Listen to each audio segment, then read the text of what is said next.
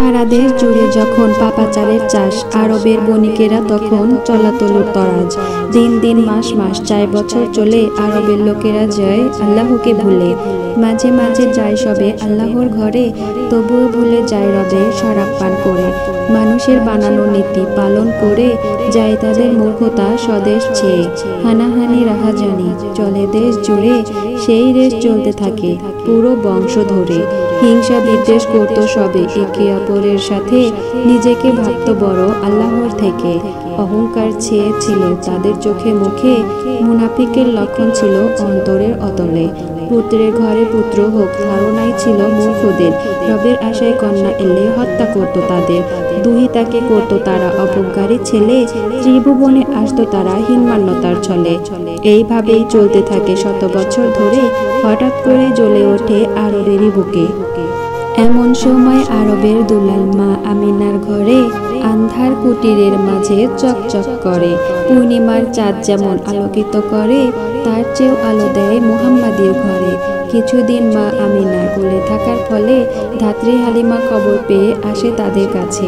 উকি দিল দরজা দিয়ে, দেখতে পেল তাদের পূর্ণিমারই চাঁদ যে সেথা কোলে দোলে মায়ের। মা হালিমা সাথে নিয়ে উঠে ঘোড়ায় করে, দুর্বল রোগা সবল হয় জোরে দৌড় মারে। হালিমারই সাথে যারা একই সাথে আসে, পিছিয়ে পড়ে থাকে তারা যখন ঘোড়ায় ওঠে। আস্তে আস্তে হয় যে বড়, মা হালিমার কোলে অলৌকিক এক ঘটনা ঘটে থেকে তার শনে।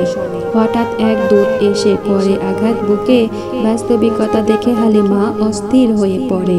মায়ের শিশু মায়ের কোলে ফিরিয়ে দিয়ে এলে, 6 বছর পেরিয়ে গিয়ে ফিরে পেল মাকে। অধিক সোহাগ করে মা, রাখলো বুকে টেনে। এই ভালোবাসাও টিকলো না তার, চলে গেল মায়ে। মায়ের ব্যথায় ব্যথিত প্রাণ দাদার কাছে থাকে, অধিক যত্নে রাখলো তাকে রবের থেকে পেয়ে। একটু আঁচও তার দাদা দিত না লাগতে গায়ে, কোনো সংঘাত ঘটে গেলে রাখতো আগলে তাকে। এমন সময় সেও ছেড়ে রবের ডাকে গেলে, মুহাম্মাদের বুকে সেথা একাকিত্বের ভয় লাগে। চাচা তালিব থাকে পাশে, সাহসী করল তাকে। নির্ভীক হৃদয় উঠল গড়ে, ব্যবসায় নেমে পড়ে। ব্যবসার হাল ধরেই সে ব্যবসা করত লাভে। এমন সময় দৃষ্টি পড়ে মরুদুলালির চোখে। বার্তা দূতকে পাঠিয়ে দিল বিয়ের বার্তা দিয়ে, লোকচক্ষুকে আড়াল করে জানতে চাইল তাকে। এমন সময় মরুর দুলাল পরামর্শ করে, মরু সুন্দরীকে জানিয়ে দিয়ে করতে গেল বিয়ে। কিছু মানুষের মুখের বাণী, নিঃস্ব মুহাম্মাদি তাকে করলো কেন বিয়া? সুন্দরী মরু দুলালি বাণীটি খাদিজার বিঁধল মনে। ডাকলো সভায় লোকে, সমস্ত সম্পদ আহমদের পায়ে লুটিয়ে দিল তারে। বলে খাদিজা, দেখো সবাই মুহাম্মাদির পায়ে, এবার বলো কে হলো নিঃস্ব, সবাই চেয়ে দেখে। মরু দুলালির কথায় সবাই সভায় থেকে উঠে, হীনমান্যতার মুখোশ পরে গেল সেখান থেকে। সুখ দুঃখের আলোয় ছিল মুহাম্মাদির মনে, সমস্ত সম্পদ ছিটিয়ে দিল নিঃস্ব মানুষের দ্বারে। সর্বদাই মনে ভাবত মুহাম্মাদি, মানুষের সুখ নিয়ে কি করে পারা যায় সকলের মাঝে শান্তি বিস্তার করে। মাঝে মাঝে যায় যে তিনি মহান রবের খোঁজে, সংসার জীবন লাগে না ভালো, থাকে গুহায় ধ্যানে।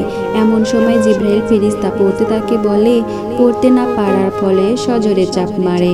হঠাৎ করে সাথে তিনি নবুয়ত হাতে নিয়ে এই দুনিয়াতে এসে তিনি ইনসাফ প্রচার করে। নিজের লোকেরা সেথা মানল না যে তাকে, যুদ্ধ বাঁধিয়ে দিল তারা, দেশ ছাড়তে হবে। এমন সময় মুহাম্মাদের চাচা অবস্থা মুমূর্ষু দেখে হাজির হয় কালিমা নিয়ে, পড়তে বলে তারে। চাচা পরে প্ররোচনায়, পড়তে নাহি পারে, বলে চাচা পুত্র দিলাম বাণীও সৎ পথে। এই বলে চলে চাচা মহান রবের দ্বারে, যায় নবীর সাথে চাচা এপার জীবনের ওপারে। এরপর থেকেই নবী মানুষের দ্বারে দ্বারে সাহাবাদের সাথে নিয়ে দাওয়াতি কাজ করে। মহান রবের এই নিয়ামত মানল না যারা কাফের, ঠোঁট হাত জাদু দিয়ে আঘাত করলো তাদের। মা খাদিজার সবার মতোই যাওয়ার সময় এলে, আলোকিত ভুবনে নবীর আন্ধার নেমে পড়ে।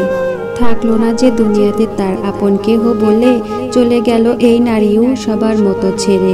এমন সময় বিধর্মীদের নির্যাতনের ফলে থাকতে দেশে না পেরে ছাড়তে হলো তারে।